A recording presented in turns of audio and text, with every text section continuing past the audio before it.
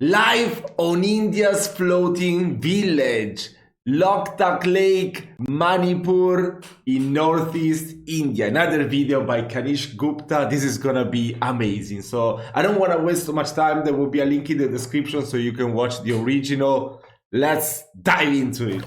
India के north east में एक बहुत ही अनोखी चीज देखने को मिलती है।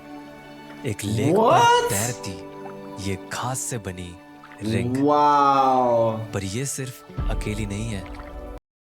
Bro, I've never seen anything like that. What? बल्कि यहाँ ऐसी कई सारी रिंग्स हैं जो इस खूबसूरत लेक के हर कोने में फैली हैं। पर This is a place populated by very creative frogs, I'm telling you. कमाल की बात यह है कि इन तैरते so cool. घास के आइलैंड्स पर घर भी। Wait, what? They just built their house and live there. That's incredible.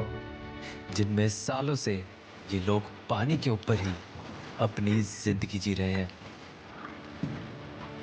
खैर ये बात तो पक्की है कि आपने ऐसा कुछ भी नहीं No, I haven't. क्योंकि ऐसी लेक पूरी दुनिया में कहीं और है ही नहीं। और इसे देखते ही ये सवाल आता है कि ये घास इस लेक पर आई कैसे और ये डूबती क्यों नहीं? क्या ये सब नेचुरल है?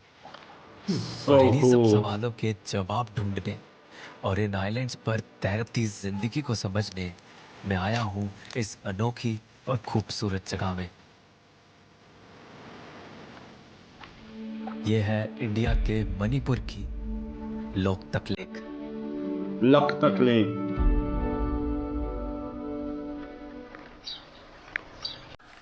ढाई सौ स्क्वायर किलोमीटर में फैली Loktak lake north east India की सबसे बड़ी फ्रेश वाटर लेक है जो मॉनसून आते ही 500 स्क्वायर किलोमीटर से भी ज़्यादा एरिया में फैल जाती है। पर इसे जो सबसे खास बनाता है वो है इस पर तैरते ये खास के आइलैंड्स जिन्हें कहते हैं फुमदी। पर इनको समझने के लिए इन्हें ऊपर से नहीं बल्कि इनके ऊपर आकर ही देखना पड़ेगा।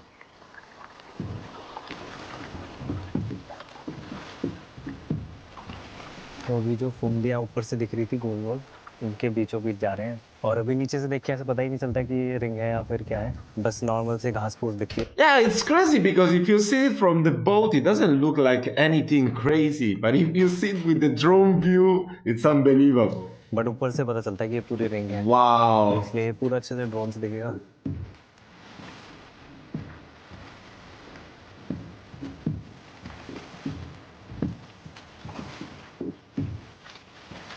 तो ये फुमदी पे खड़ा हूँ अभी मैं और Well, this is incredible. It looks like the place that I went a couple of days ago to pick up mushrooms. कुछ इस तरह से ये हिलती है, ये फ्लोट हो रहा है, मतलब पूरा का पूरा जितना भी पूरा इतना बड़ा घास का लैंड मास ये ऐसे तैरता रहता है, जिस पे चले तो वो इस तरह से दलदल की तरह फील होता है। और इसी फुमदी की ज़मीन पे यहाँ पे Wow. I want to see the house. ये पूरे की पूरी तरह से नेचुरल है। जो फुमदियाँ हैं, जितनी भी ये सारे वेजिटेशन, जितने भी ये घास के लैंड मास तैर रहे हैं लोकतक लेक में, सारे के सारे नेचुरल हैं। और ऐसा यहाँ पे Isn't that dangerous? I would imagine maybe there would be some, I don't know, some snake living on there. इस तरह का यूनिक नेचुरल फिनोमेना देखने को मिलता है, बहुत ही खूबसूरत है। Or some other animals. Might bite जो you. भी फुमदी आप यहाँ देख रहे हैं वो सिर्फ उसका 20% हिस्सा है क्योंकि असल में फुमदी का 80% से ज़्यादा पार्ट पानी के अंदर छुपा होता है। वैसे तो फुमदी नेचुरली बनती है और इनकी कोई फिक्स शेप भी नहीं होती, लेकिन जो गोल गोल फुमदी के रिंग आपको दिख रहे हैं वो यहाँ के लोकल लोगों ने खुद बनाए हैं।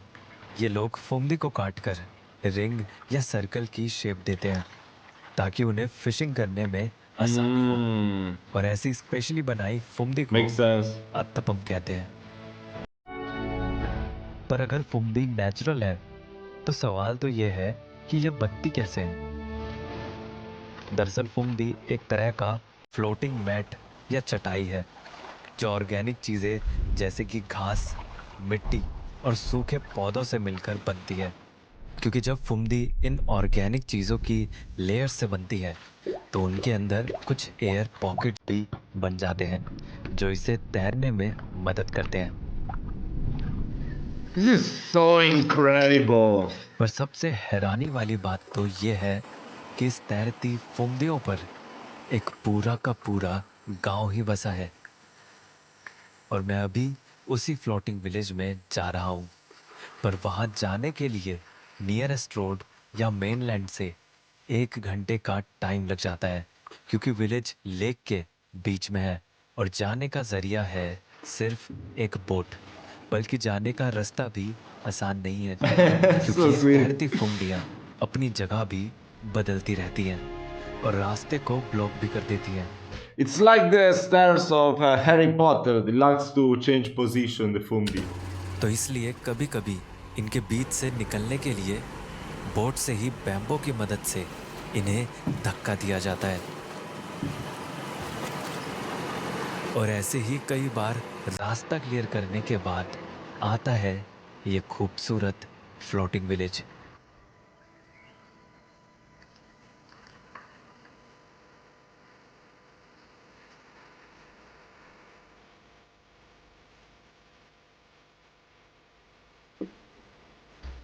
Wait, what about the houses behind? That is the city.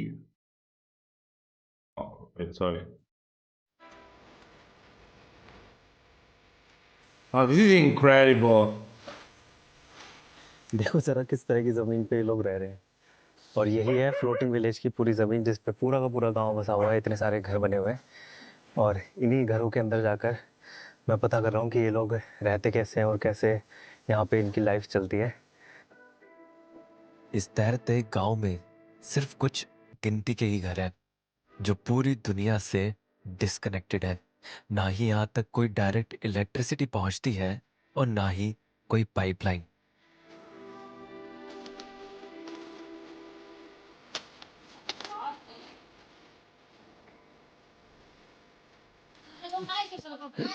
Hello.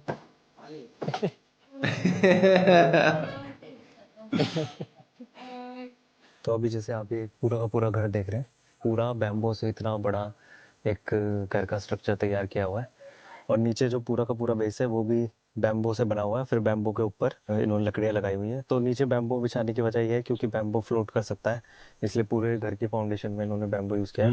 तो इस तरह से पूरा ये बांध बांध के कर रखा है, कुछ ठोका भी नहीं है, बस ऐसी गांठ बांध रखी है।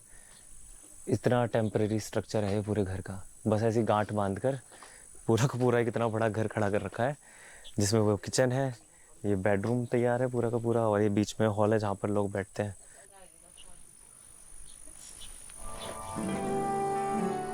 इन घरों में रहने वाले लोग मेइतेई कम्युनिटी के हैं और Meitei. यहाँ की लोकल लैंग्वेज को ही समझते हैं। तो मुझे इनसे बात करने में थोड़ी मुश्किल हो रही थी। थोड़ी हिंदी नहीं, हिंदी बिल्कुल नहीं। इंग्लिश नहीं English. I mean, they don't get electricity. They don't really have much contact with the outside world. How would they know any Hindi? Or, I mean, I guess there might be some schools. Maybe the houses in the distance that we saw before when he was showing us. Probably, I don't और know. वो क्या है वो सामने, ये क्या क्या Is that a snake? No. मछली Oh, it's a पकाना। fish, okay. इसीलिए कुछ चीजें मुझे गाइड भैया से ही पूछनी पड़ रही थी। ये क्या चीज़ है, ये पूछ रहा था मैं। ये जो मछली उसके ऊपर मछली बैठेगा, उसके बाद आग जला देगा। तो ये हिंदी में क्या बोलता है मालूम? मछली पकाने के लिए है ये। मछली पकाने के लिए नहीं, मछली मतलब उसको ऊपर मछली डाल देगा और आग जला के ऐसा ही सुखा देगा। सुखाने के लिए मतलब, ताकि वो खराब ना हो लंबे टाइम हाँ तक। हाँ जी। अच्छा, स्टोर करके रख सके मछली। हाँ, स्टोर करके रख। That's so smart. अब ये जगह चाहे दुनिया से कटी हो पर यहाँ जरूरत की हर चीज मौजूद है। और यहाँ पर ये मेरे पीछे एक किचन है जहाँ पर इन्होंने चूल्हा, अच्छा खासा चूल्हा रखा हुआ है, वरना ये लकड़ी का चूल्हा भी यूज़ करते हैं। तो ये चूल्हा रखा हुआ है। ये सिलेंडर भी बोट के थ्रू आए हैं, बोट के थ्रू ही आते हैं सिलेंडर वगैरह, इनके पास गैस भी ऐसी पहुँचती है। और वहाँ कुछ बैटरीज रखी हैं जो सोलर पैनल से चार्ज होकर यहाँ पर इलेक्ट्रिसिटी को पहुँचाती हैं इस विलेज में। They are so advanced. अब इस Living on phumdis. ज्यादा भारी फर्नीचर तो नहीं रख सकते, इसलिए बेड के लिए भी इनके पास एक जुगाड़ है। तो ये जो इनका बेड भी है वो भी इन्होंने पूरा नीचे बैम्बो लगा के और उसके ऊपर ऐसे लकड़ी का फट्टा लगा के बनाया हुआ है, मतलब बेड भी बैम्बो के ऊपर ही है। तो बैम्बो के ऊपर ही ये लोग सोते हैं और उसके ऊपर एक गद्दा डाला हुआ है। यहाँ रहने का तो सब समझ आ गया, पर यहाँ पीने का पानी कहाँ से आता है? तो यहाँ पर लोग पीने के पानी के लिए लेक का पानी यूज़ करते हैं, जिसमें ये लोग ये एक तरह का केमिकल है, कुछ मेडिसिन है, उसको यूज़ करते हैं और इसको पानी में डाल के घुमाते हैं, इसको निकाल कर पानी को ऐसे ही छोड़ देते हैं और फिर वो पानी पीने लायक हो जाता है। मतलब इस तरीके से पानी को यहाँ ड्रिंकिंग वाटर को साफ़ करके पिया जाता है। दरअसल ये है एलम या फिटकरी, जिसे पानी में डालने से पानी की सारी गंदगी Never नीचे heard of बैठ that जाती है material. और एक हद तक पानी साफ हो जाता है। तो एक तरह से लेक का ही पानी है जो पीने में यूज़ हो रहा है, चाहे वो नहाने धोने में यूज़ हो रहा है और या वो फिर कुकिंग में यूज़ हो रहा है। और जो कुकिंग का पानी है वो एक तरह से लेक का डायरेक्ट पानी यूज़ होता है, सिर्फ ड्रिंकिंग वाटर को ये इससे साफ़ करते हैं। तो इस तरह से यहाँ का पानी चलता है। और घर के साथ में ही एक टॉयलेट भी है, जो कि है एक तरह का बायोडाइजेस्टर टॉयलेट, जिसे इन घरों में एक एनजीओ ने लगवाया है ताकि इससे लेक गंदी होने से बच सके। ऐसे ही कई जुगाड़ लगाकर यहाँ पर जिंदगी चल रही है और एक जुगाड़ इस दलदल जैसी जमीन पर चलने के लिए भी है। ये आप देख सकते हैं जैसे कि पूरा एक बैम्बो का वो डाल रखा है, पूरा पूरा एक बैम्बो का डंडा डाल रखा है और ऐसे कई सारे बैम्बो रख के एक गली बना रखी है ताकि जिस पे पैर रख के चल सके, क्योंकि ये देखो पूरा हिल रहा है, पूरा फ्लोट हो रहा है और मेरे को भी खड़ा होना भी मुश्किल हो रहा है। इस तरह से ये इस तरह की ज़मीन है और यहाँ पर लोग रह रहे हैं, पता नहीं यार कैसे। इस I पर चलना really, कितना I really respect people that can thrive in such difficult environments. You know, it's really impressive. That's why I love his channel. Oh my god, he always showing us this type of stuff. To me, that's amazing. मुश्किल है आपको मेरे गिरने से पता चल जाएगा।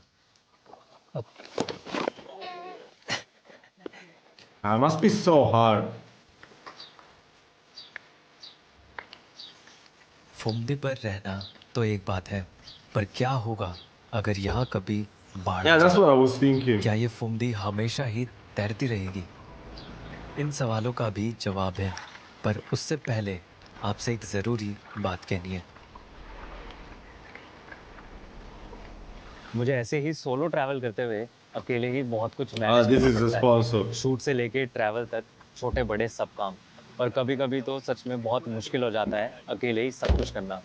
बिल्कुल वैसे ही जैसे अपना कोई जब स्टार्टअप या बिजनेस शुरू करना हो तो स्टार्टिंग में सब कुछ अकेले ही मैनेज करना बहुत मुश्किल हो जाता है, लेकिन अब उस मैनेजमेंट को आसान उडू कर सकता है, जो कि एक बिजनेस मैनेजमेंट प्लेटफॉर्म है जहाँ बहुत ही There's so many people sponsoring Odoo in India. It's very popular. I'm going to skip it, but definitely check out his link if you're interested in this. फिर बिजनेस को grow करने के लिए उडू को ट्राई करना तो बनता है। लोकतक लेक का पानी कभी भी एक जैसा नहीं रहता, बल्कि ये सब फुमदियाँ भी हमेशा नहीं तैरती, क्योंकि लोकतक लेक एक शैलो या कम गहरी लेक है, तो ड्राई सीजन में पानी की 2.7 गहराई meters. बहुत कम हो जाती है। तब फुमदी का बेस लेक बेड पर जाकर बैठ जाता है, बल्कि इसका जमीन पर बैठना भी जरूरी है, क्योंकि ऐसे ही ये मिट्टी से न्यूट्रिएंट्स सोख कर फ्रेश होती रहती है। फिर जब बारिश का सीजन आता है तो लेक का पानी बढ़ जाता है और फुमदी दोबारा तैरने लगती है और ये साइकिल बार बार चलती रहती है। इसी तरह लोकतक लेक की फुमदी अपना यूनिक इकोसिस्टम संभालती है और बनाती है दुनिया की अकेली फ्लोटिंग लेक। पर अगर आप इन फुमदी पर बने घर देखकर ही हैरान हैं, तो अभी तो इनका एक और करिश्मा बाकी है, क्योंकि लोकतक लेक में एक इतनी बड़ी फुमदी भी है जिस पर पूरा का पूरा National Park. ये Oh है yeah, that's what I was asking. I thought that was like the city. Oh, that's a national park. Keibul Lamjao Wow.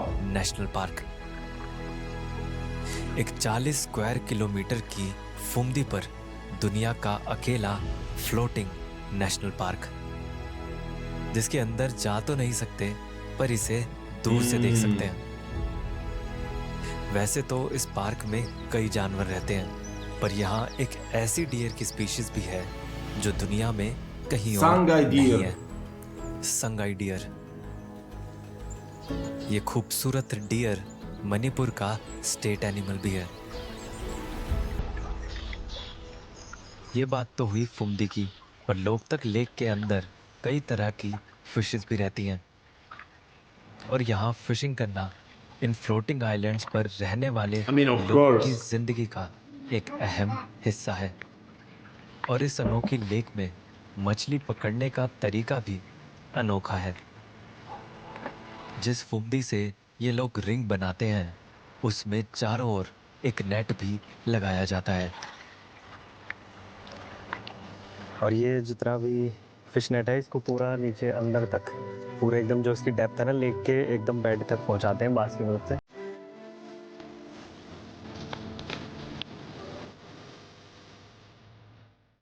और कुछ घंटों बाद इस रिंग के अंदर की सारी फिशेस इस नेट में फंस जाती हैं और फिर कई Wow, this लोग is एक genius. साथ नेट को खींचकर बाहर निकालते हैं, जिसके अंदर से हजारों Wow, that's बाहर निकलते crazy. हैं, जो कि That अलग is अलग so साइज और genius. टाइप की होती हैं।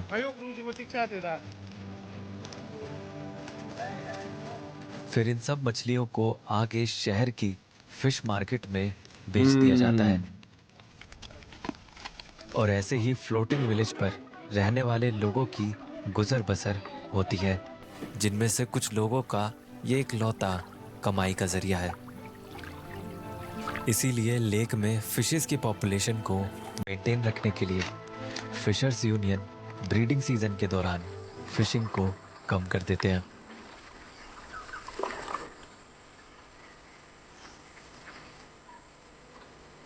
मैंने जब तक लोकतक लेक को अपनी आंखों से नहीं देखा था तब तक मैं सिर्फ इस जगह से अनजान नहीं था, बल्कि इस बात से भी बेखबर था कि दुनिया में ऐसी कोई जगह होती There's भी so है। much to learn एक about लेक India. पर It's ऐसे crazy. तैरते आइलैंड्स का होना जिनकी जमीन पर चलना भी मुश्किल है, उस पर घरों का होना। बेशक नेचर और इंसान के तालमेल के बिना ये होना नामुमकिन है।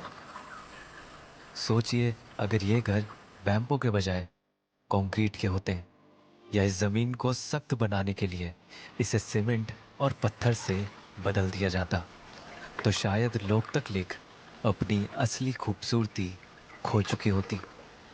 लेकिन यहाँ के लोगों ने लेक को बदलने के बजाय अपने आप को बदला है। इसकी वजह से ऐसे मुश्किल हालातों में भी यहाँ जिंदगी चलती रहती। But I think it's mostly about, like how they were taught more than, I don't know, not wanting to switch to concrete. I mean, of course, I'm sure that they want to preserve the lake or whatever, but I'm sure they stick to bamboo because that's what they are taught. That's what they know. That's what their parents, their grandparents taught them. I might be wrong, of course. है क्योंकि शायद ये लोग समझते हैं कि nature हमारी नहीं है, बल्कि हम खुद नेचर के हैं। That was a beautiful line.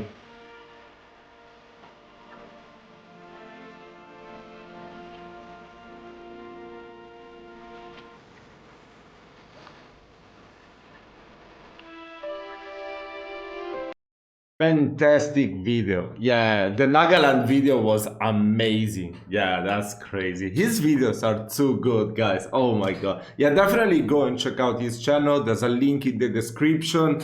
I hope you've enjoyed this video. Let me know in the comment section whether you knew about this place already or you are discovering it right now with me. That was truly amazing. I really hope you've enjoyed this video.